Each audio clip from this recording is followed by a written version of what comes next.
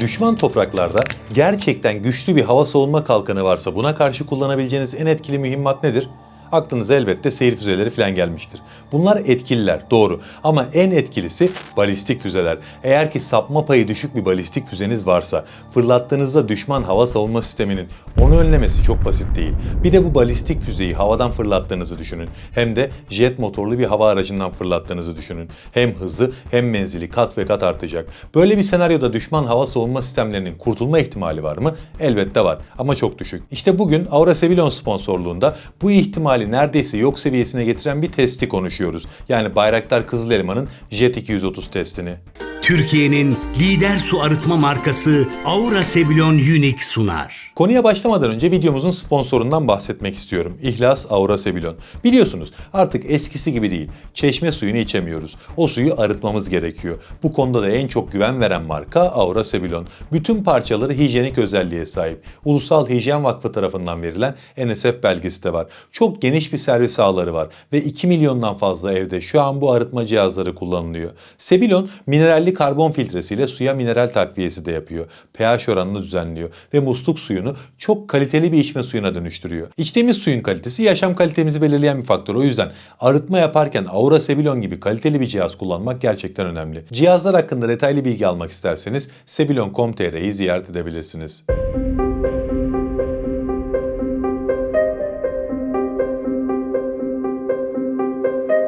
Türkiye artık insansız savaş uçağı konseptinin operasyonel sınırlarını genişletmeye başladı. Yani artık Türkiye geliştirdiği ve öncüsü olduğu insansız savaş uçağı konseptiyle daha fazla ne yapabileceğini test edecek hale geldi. Bayraktar Kızıl Elma bu işin hem ülkemizde hem dünyadaki öncüsü ve yine ses getirecek bir test atışıyla adından söz ettirdi. 11 Temmuz'da Amasya'daki 5. Anajet Üst Komutanlığı'nda gövde ve kanat altı yükleriyle havalandı. Kanatlarının altında 2 adet Jet 230 havadan karaya taktik balistik füze taşıyordu. Roketsan üretimi bu süpersonik füzeleri Karadeniz açıklarında bir deniz üstü hedefine ateşledi ve 120 kilometrenin üzerinde bir mesafeden bu hedefi vurdu.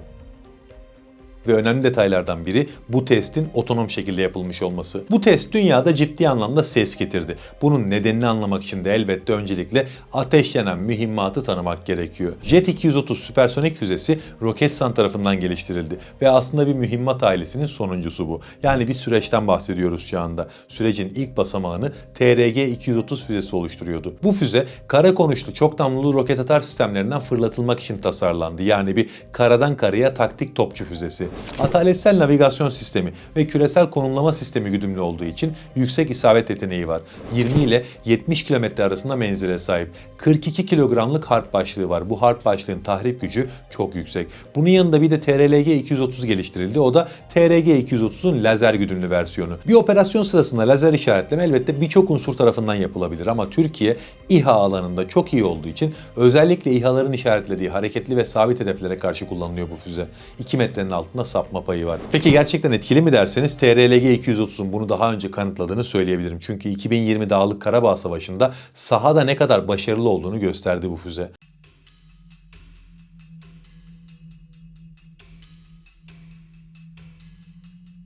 Tabi burada başarı yakalanınca bu mühimmat bir mühimmat ailesine dönüştürüldü ve havadan atılan ilk versiyon olan İHA-230 geliştirildi. İHA-230 Bayraktar Akıncı TİHA ve Aksungur için geliştirildi. Kara konuşlu varyant havadan bırakılabilecek şekilde revize edildi. Tabi bırakıldığı platformun sağladığı hız ve irtifayı da kullandığı için menzili 150 kilometrenin üzerine çıktı. Defalarca başarılı test atışları yapıldı ve geçen ay Kara Kuvvetleri'nin envanterine girdi. Yani şu an aktif şekilde kullanılabiliyor. İşte bu füze ailesi İHA-230'dan sonra da gelişimini sürdürdü ve bugün konumuz olan Jet 230 ortaya çıktı. Bu varyant jet motorlu savaş uçaklarına göre optimize edildi. Yani diğer bir deyişle Jet 230 jet motorlu hava araçlarından fırlatılan bir balistik füze. Tabii ki jet motorlu araç daha hızlı olduğu için füze çok daha etkili bir hale geldi. Hem menzili arttı hem de terminal hızı çok yükseldi. Her ne kadar testte 120 km civarında atış yapılmış olsa da bu füzenin menzili 200 kilometrenin üzerinde. Hedefine süpersonik hız hızlarla saldırıyor. Bu da tabii ki düşman hava savunma altyapısını felç etmeye yeterli bir hız.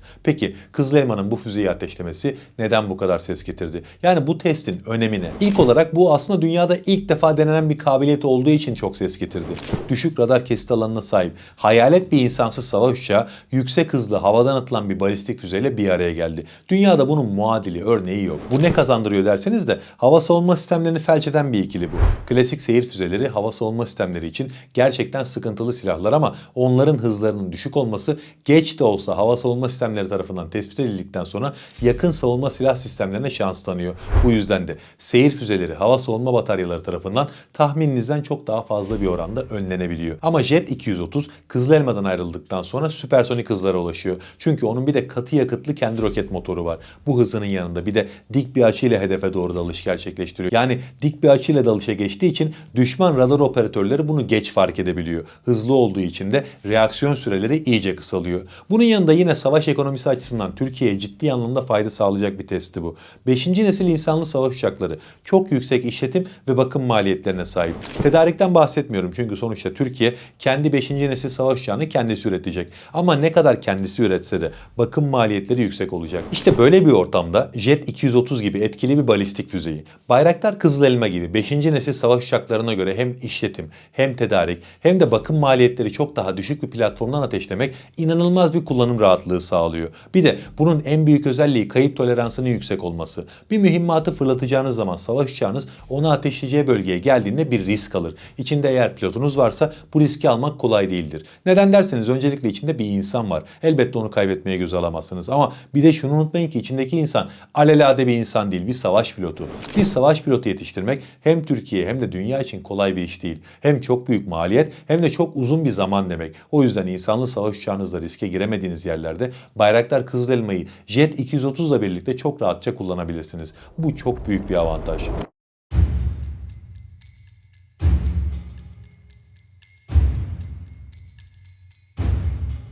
Bir de tabii ki bu testi önemli kılan unsurlardan biri Bayraktar Kızıl Elma'nın bugüne kadar bıraktığı izlenim.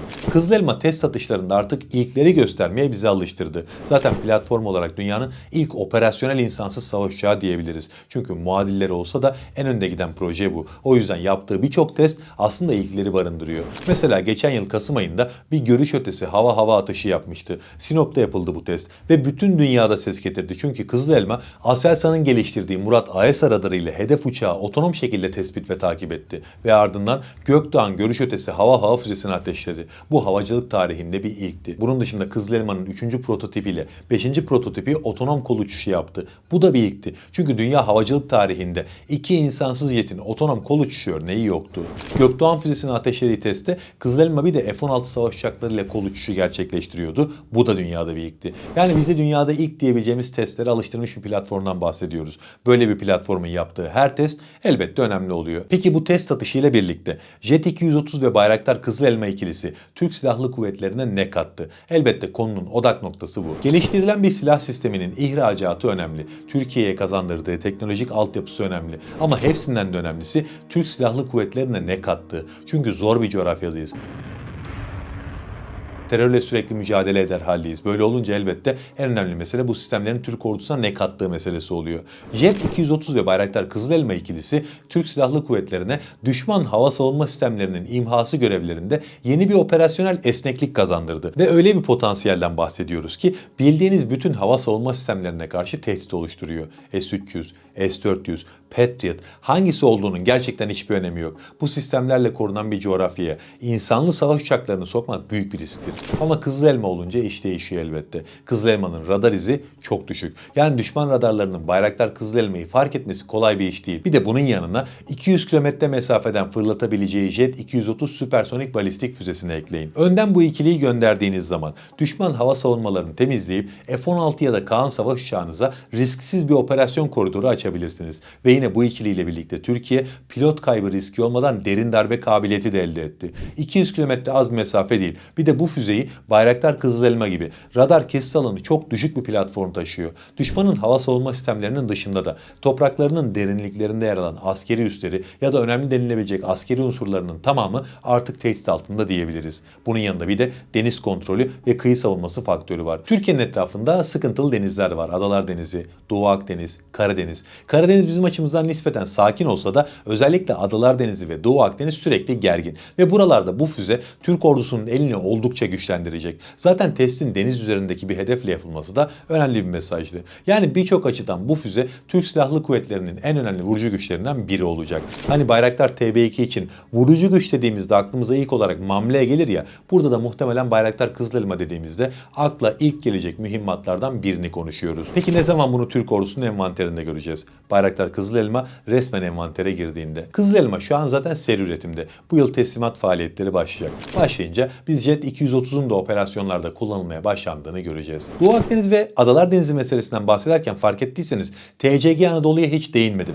Çünkü normalde biliyorsunuz TCG Anadolu dünyanın ilk SİHA gemisi olarak tasarlandı. Her ne kadar bir amfibi hücum gemisi olsa da bu yönüyle öne çıktı ve bu gemide kullanılması planlanan iki insansız hava aracı vardı. Birincisi Bayraktar TB3 ki Bayraktar TB3 zaten şu anda bu gemide kullanılıyor. İkincisi de Bayraktar Kızılelma diye konuşuluyordu. Ama burada bir değişikliğe gidildi. Yani bu plan revize edildi. Bayraktar Kızılelma TCG Anadolu'nun ön tarafındaki rampayı kullanarak kalkış yapabilir ama gemiye iniş yapması çok mümkün değil. Çünkü Kızılelma jet motorlu bir uçak. Kısa pistli bir gemide güvenle durabilmesi için gemide hidrolik yakalama kablolarından oluşan bir durdurma sisteminin bulunması gerekiyor. TCG Anadolu normal şartlarda bir amfibi hücum gemisi olarak tasarlandığı için orijinal planında böyle bir durdurma sistemi yok. Bu sebeple de Bayraktar Kızılelma'nın TCG Anadolu'ya otonom iniş yapması planından vazgeçildi. Yani kalkış yapabilir ama iniş yapamaz. O yüzden bu gemide Bayraktar Kızılelma kullanılmayacak. Peki ne olacak derseniz Milli Uçak Gemisi projesi Bayraktar Kızılelma'ya da ev sahipliği yapacak. Milli Uçak Gemisi geçen yıl ilk çelik kesimiyle birlikte başladı. Şu an inşa ediliyor. 2032 yılında da envantere girmesi bekleniyor.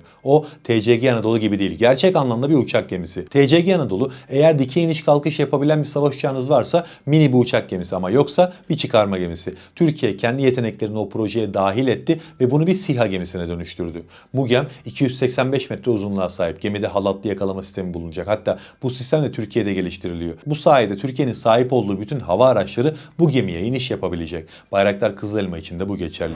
Yani Kızılelma şu an için karadan havalanmaya devam edecek. 2032'den sonra Türk donanmasının amiral gemisi olacak olan uçak gemisiyle birlikte denizlere de açılacak. İşte o gün geldiğinde dünyanın herhangi bir yerinde Jet 230'da otonom şekilde operasyon yapabilecek bir kapasiteye ulaşacak. İşte bu yüzden bu test atışı dünyada çok ses getirdi. Özellikle Yunan basını meseleyi alarm zilleri, Türk Kızılelması'ndan başarılı hedef atışı gibi başlıklarla duyurdu. Yaptıkları haberlerde Atina'nın dikkatli olması gerektiğine vurgu yaptılar. Mesela On Alert yayın organı biz farkına bile varmadan her şey bitebilir şeklinde analiz yayınladı. Dünyanın farklı yerlerinde de bu test atışı ciddi anlamda ses getirdi. Çünkü dediğim gibi gerçekten çok önemli bir kabiliyetten bahsediyoruz. Zaten bu ikilinin ilk kullanılacağı operasyonda ne dediğim çok daha net şekilde anlaşılacak. Allah'a emanet olun.